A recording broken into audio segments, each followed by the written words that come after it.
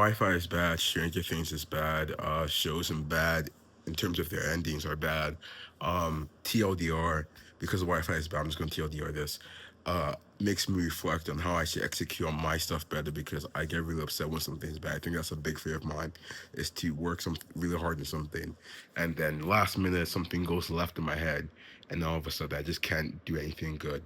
Um, so yeah, that was meant to be the episode. That was meant to be what I was talking about for like over 5 minutes. I do think it's a valid fear. I'm just going to try and build this up to a minute. I do think it's a valid fear in the sense that um, when you work really hard on something, there's always this idea that your expectations keep on growing for how it's going to end. It's going to be like some big finale, be a project first, be like a coding project, be an internship, be your career. And then it's like you have these big expectations, but then once you start having those big expectations, all the steam starts rising up and kind of lose the fundamentals, like the step by step process, fall in love with that. I think once you lose that, then everything goes haywire and you just lose the plot.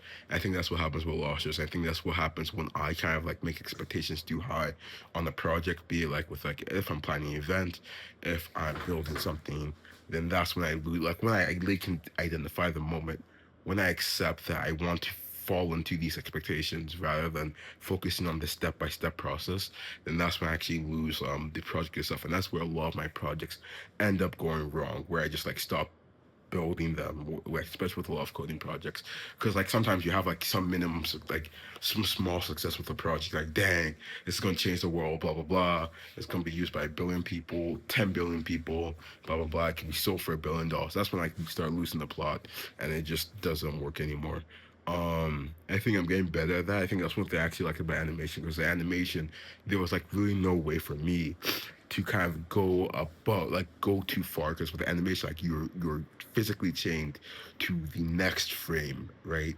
So it's like okay, now I have to think about the next frame and the next frame versus thinking about when it's going to be colored in and when it's going to be this or that, right? All the rendering, composition. You just have to focus on what you see in front of you. I think that's something that is important. Something I'm still working on, especially for coding projects. But besides that, I have nothing else to say. So have a great day.